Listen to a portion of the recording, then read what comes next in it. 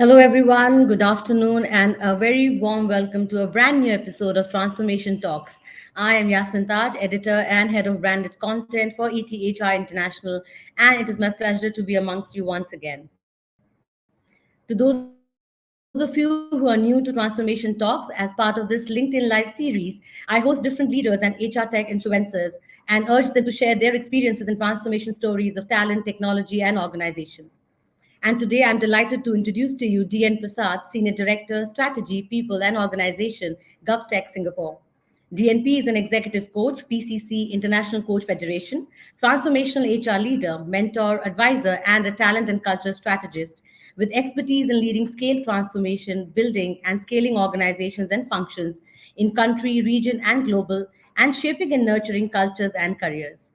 DNP was conferred as a Master Professional by the Institute of Human Resource Professionals, IHRP, Singapore, in November 2019, and is one of the 27 leaders with this recognition. In his last corporate stint, he served as Director and Head of Google People Services for APAC and as a leadership coach at Google Inc. Welcome, DNP. Thank you so much for joining us today. It's a pleasure to have you here. Yasmin, an absolute pleasure, and good afternoon, everybody. Good afternoon. How are you feeling today, DNP? Very well, and you, Yasmin? Absolutely great and excited for this conversation. And before I start the discussion, I'd also request all our viewers to keep sharing their thoughts and questions in the comments section. Keep interacting with each other. We'll keep taking up your questions in the middle of our conversation. And also, let's just begin by knowing each other a little better, know the diversity of our audience today. So I'll request all of us who are joining us today to please share where you are joining us from, the city you're joining us from, and also an emoticon to share how you're feeling today. So let's start a bit of interaction. Let's lighten up the mood a bit. So I'll request everyone to please share this in the chat box, and we'll go through them and see what kind of diversity we have today joining us. Great. Looking forward to some more responses.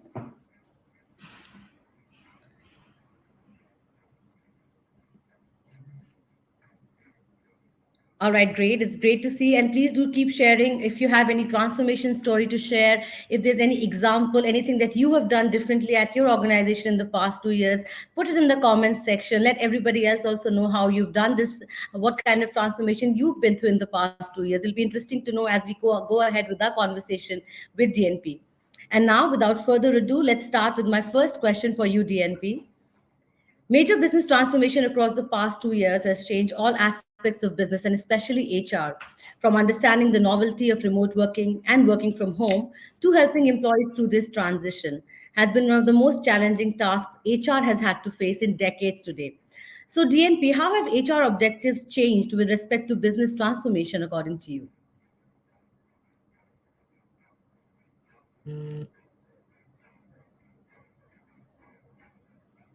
All right, I think we've just have a little bit of an internet issue with DNP. We'll just wait on, and in the meanwhile, let's keep interacting. Let's keep chatting up with each other in the comments section and understand how are things going with you. Where are you joining us from? I request my team to interact with you and learn more from you. It'd be great to understand your stories, your transformation stories, till the time we have our speaker joining us back. So please be patient and hang in there till we begin our conversation again with DNP.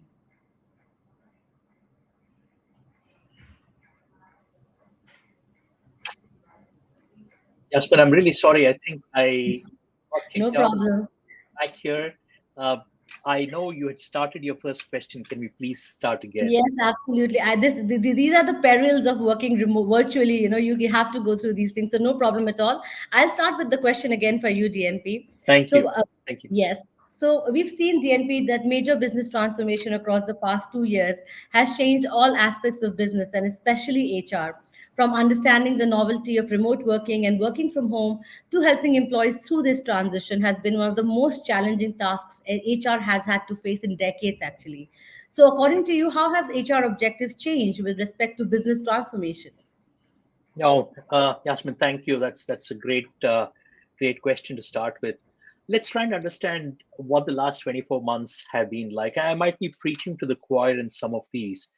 The world as we know has changed and irrevocably so. Point two, while we have been speaking about the future of work for a while, nothing has shifted the dynamics of all aspects of future of work, workforce, and workplace, like the pandemic did. And three, wellness and safety of the workforce is clearly number one priority, as it should rightly be. And the role of the employer has expanded to being a social safety net as well, in addition to just being a caring employer. In this context, like you rightly said, it would be an understatement to say that the role of HR has been amongst the most challenging.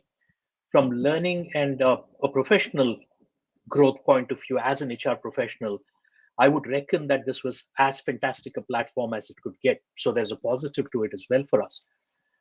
And I say that there are two sides to the coin of work. We do different things, and we do things differently. We saw that in abundance demand every single day in the last 2 years. We are solving for the here and now, which was changing on a daily basis, and we had a firm eye on the future. We continue to be in that journey, and it is agile in the truest sense. And just to kind of share here, being agile is one of the organizational values at GovTech as well. So it kind of fits in well to what we head out to do. Uh, for me, there are four key people-related shifts that have emerged and will continue to be critical, and that kind of connects back to the HR objectives as well. The first one is relentless focus on workforce transformation. We all know that the half-life of skills is reducing dramatically. In tech, it's between 18 and 24 months. Uh, According to the World Economic Forum's Future of Job reports, 50% of all employees will need reskilling by 2025, and that's 3 years away. Uh, there's another interesting study by SHRM which spoke about 68% of the HR professionals experiencing difficulty recruiting candidates for full-time positions. The war for talent, as cliched as it might sound, is truly ongoing. And in that sense, workforce transformation takes a huge importance. The second one is increased flexibility. And it's not just flexibility in one way or the other. I believe it's across multiple dimensions. It could be location, it could be physical space, office or home, and time. Any progressive and employee-centric organization will adopt and continue to adopt flexibility, where the output is measured by not just the face time, but actual results. The third one, we all know we're working remote, we're working hybrid. Hybrid is here to stay. So how can we create a hybrid space where that offers the workforce with a seamless experience between working in physical and virtual means?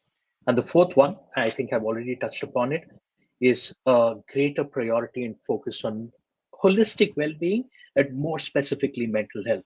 And all these are very integral to scaling employee experience. Absolutely. I so agree with all the points that you shared, DNP. I think, yes, the past 2 years have been so transformational. I think, what HR couldn't do in the past 10 years or even more. And it was forced, and organizations were forced to go through that change, and agility played a very huge role enabling Absolutely. HR and organizations to go through this change. And as you very rightly said, it was the time to do workforce transformation. It was the time to work on flexibility to create those kind of experiences where employees can work from a hybrid environment or from home or from office, whichever environment you put them in. They had to, it should have been for the best of their, performance and productivity. And lastly, I think, yes, everybody is talking about wellness, well-being. It doesn't have to be just physical well-being. It's emotional, financial, mental, all kind of well-being, and organizations have woken up to it. And that's indeed a very positive sign that came out through the pandemic. So great thoughts there. Thank you so much for sharing that. Moving on to the next question for you. As an HR leader, DNP, who specializes in leadership, culture, and coaching, what do you reckon has been the pandemic's impact on developing novel cultures that are aligned with digital transformation? Going forward, which strategies can business leaders adopt to further streamline leadership techniques in order to develop a unique people-driven culture? Yeah, Yasmin, I came across a quote recently, a very interesting one, from a CEO of an ideation platform who said, and I quote, "Don't be fooled by some of the digital transformation buzz out there. Digital transformation is a business discipline or company philosophy and just not a project." And I can't agree with that more because, in GovTech, as you know, we are an interesting organization in transformation ourselves, but we also influence and partner digital transformation across the Singapore government, and that's our core job. So the biggest part of the digital transformation, as we have experienced ourselves, and as we influence other agencies, ministries that we work with to look at, is changing the mindset itself. The second one is, from a leadership perspective, we cannot delegate digital transformation. The leadership team must own it, engage, adopt, and adapt to new ways of working, new technologies, and inspire the team to go along. So the biggest challenge in learning that we need is really about being intentional about it. So there are several aspects that comes into it, and let me share a GovTech way of how we approach this. In terms of mindset, we're considering three things: digital first in designing solutions, cloud first in developing applications, and agile first in delivering business value. From an organizational perspective, we've started our journey to deepen the culture of learning, and it goes back to the workforce transformation I was talking about earlier. Strengthen the culture of service journey, aided by design thinking.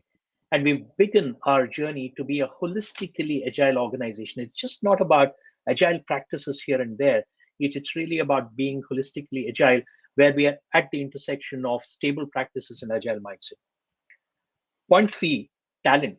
From a talented workforce reskilling perspective, and I cannot stress enough about the workforce transformation and reskilling, we introduced a robust technology competency framework. We anchored all our HR processes on this particular competency framework. Uh, we have been training our officers and across in the whole of government, not only to deepen technical skills, but also necessary digital skills such as analytics, agile, design thinking, and cloud. And then to be able to deliver this, we recently set up a digital academy with a focus to raise digital quotient across the ICT smart system workforce in the government. Fourth one, from a leadership perspective, we built on our mission and values of agile, bold, and collaborative to develop leadership principles. We call them the GovTech way: act with purpose, model empathy, and develop people.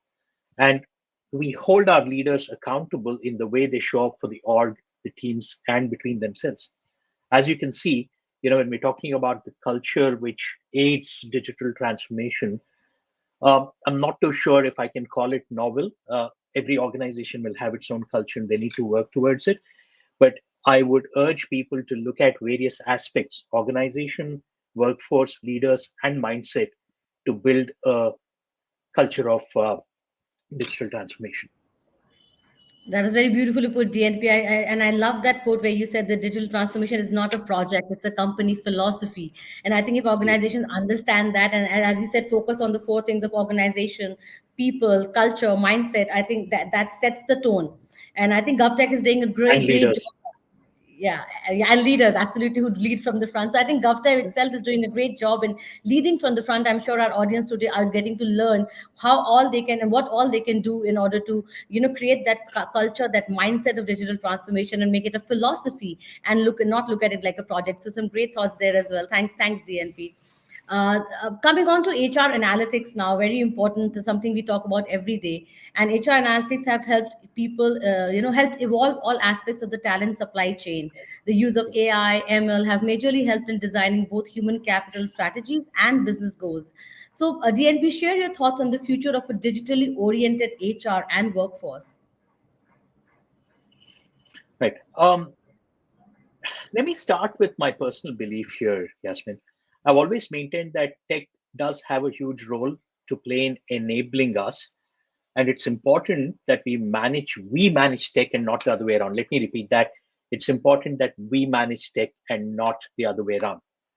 Uh, Even during the pandemic, organizations that had invested in digital transformation, we have seen uh, they saw lesser disruption than those who had not. This is true from an HR perspective as well. Analytics, and there's no question about it, aids with better insights and therefore a more robust decision making. Deploying AI and ML, sometimes it might appear to be buzzwords, but just let's say deploying useful tech in a very considered way supports employee experience and workflow management. So there's a place for everything. That said, it is also essential that we do not push tech for the sake of pushing tech. We need to assess the organizational readiness of how much tech can be introduced, evolved, or pushed, and whether it would aid or disrupt the organization. It cannot be done in isolation. And lastly, and again, going back to something that we said, it's important that we take people along. We must move in a digitally oriented HR direction, but by being intentional and taking people along. Now, if I can bring it back to what we do at GovTech and GovTech's larger role, like I mentioned, we are a unique organization, a 5-year-old organization in our current avatar with a 40-year-old history. We are in the middle of our own transformation journey as an organization, and then just not from a perspective of digital transformation. The 4 aspects that we were talking about earlier are all very much truly in our transformation agenda. That we have a role to play in partnering with, consulting, and guiding other ministries and agencies in their digital transformation.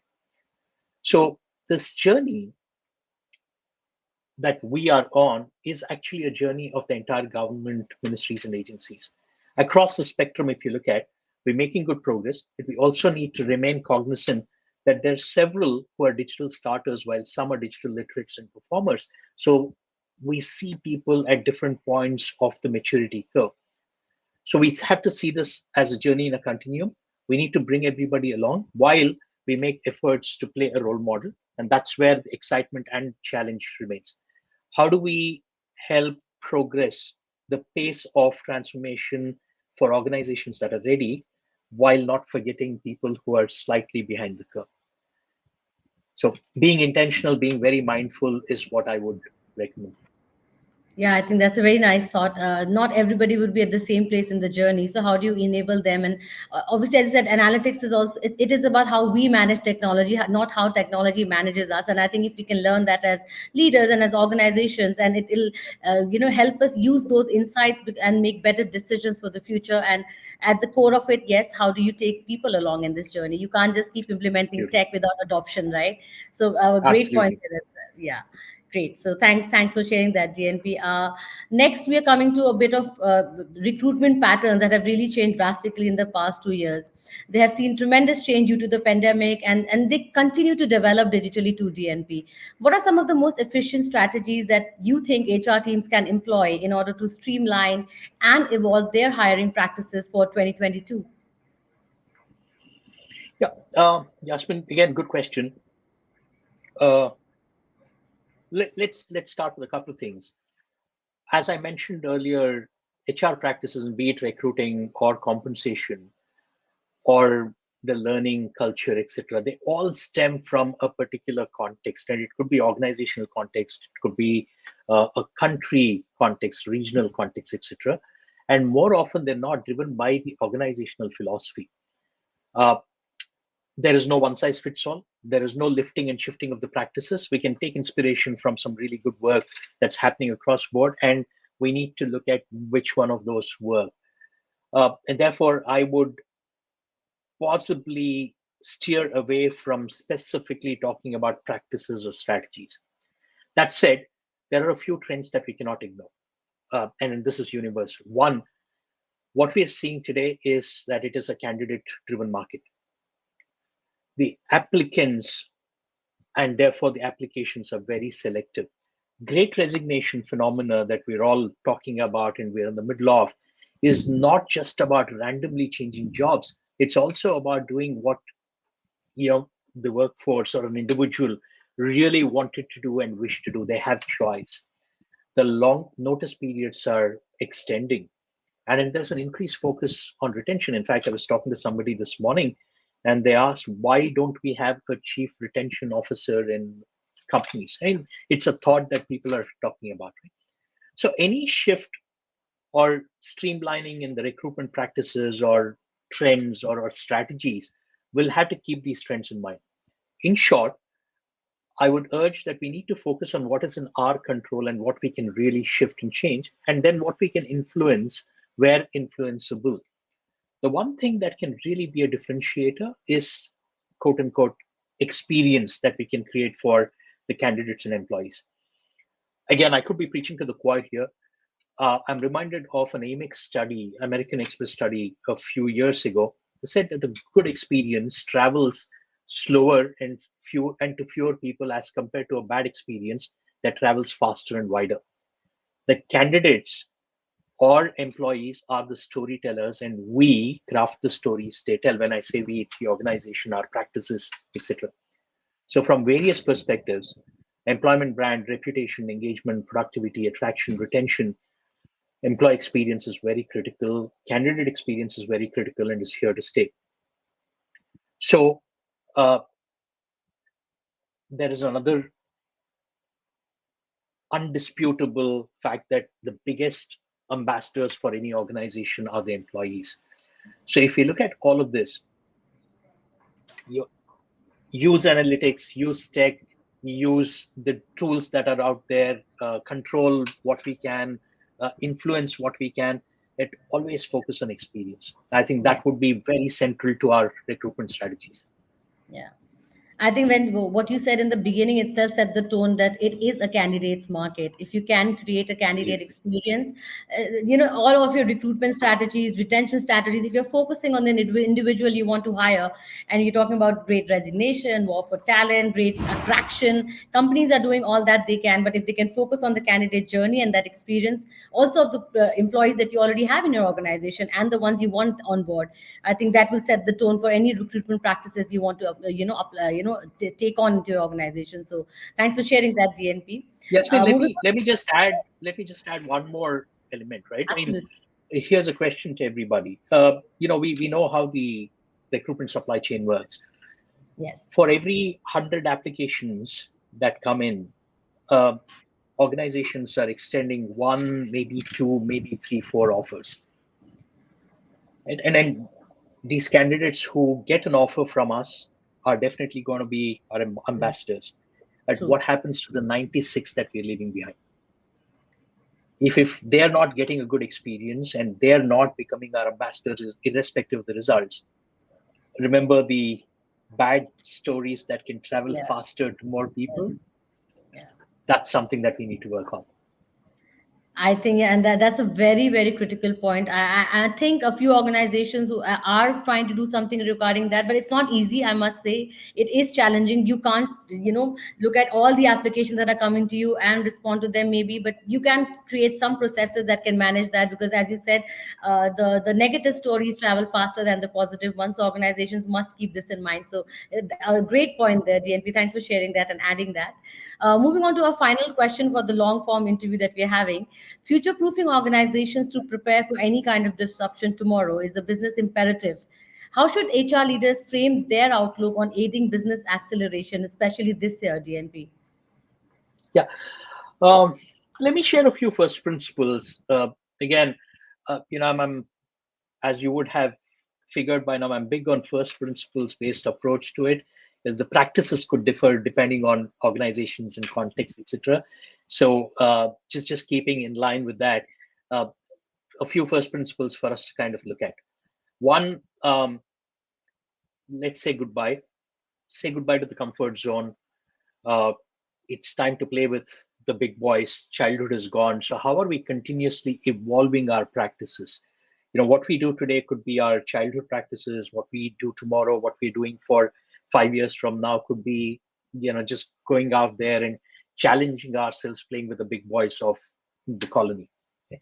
Second one, back to basics. It's absolutely important, be it experience, be it HR practices, be it just having employees in the front and center of our organizational strategy, creating a solid foundation, creating a solid digital foundation, if you will. How do we integrate ops and tech and policy, strategy and talent?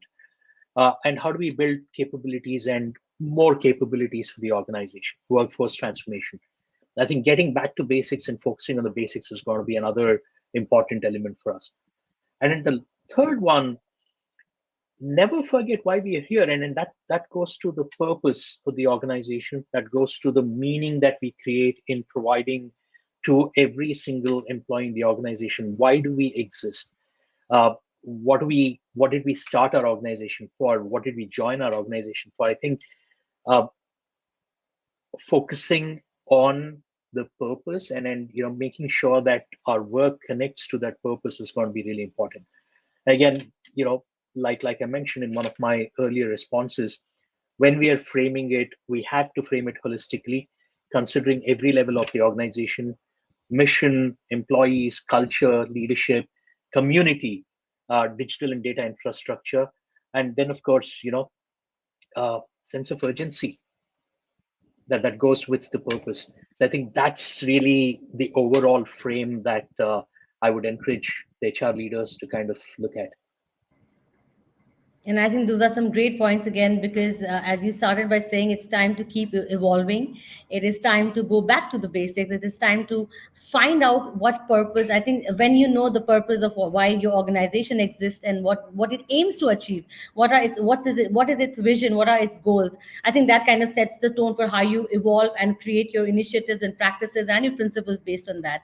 So very, very important point there. Know why you're here, and also what got you here might not get you there. So you have to keep evolving, being agile, keep coming up with new, new initiatives, new thoughts, new philosophies to see what works for your people, and keep going through the transformation. So some great thoughts. Thank you so much there, DNP.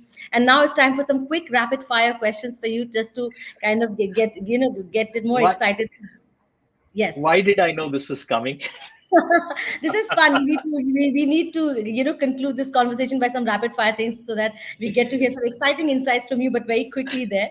So, DNP, the first question for you there: name three global trends that are likely to emerge in HR.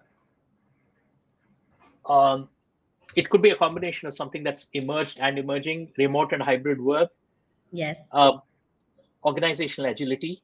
That's going to be extremely essential. And can I say a rehumanization of employees?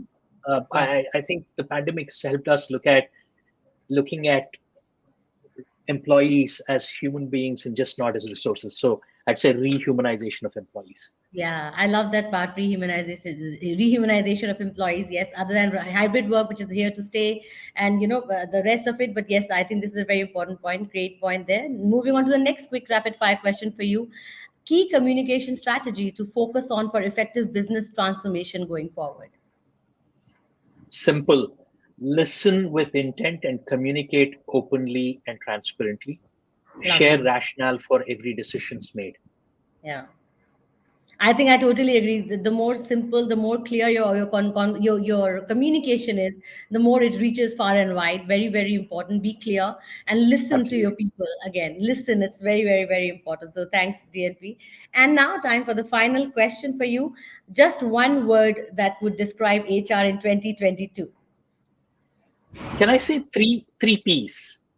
Okay. And I'll now that's my one word, three P's, where the three P's stand for purpose, people, and progress. Lovely. I think that's the best way that we could have concluded this conversation today. Purpose, people, and progress. So on that note, DNP, thank you so much. What a great conversation.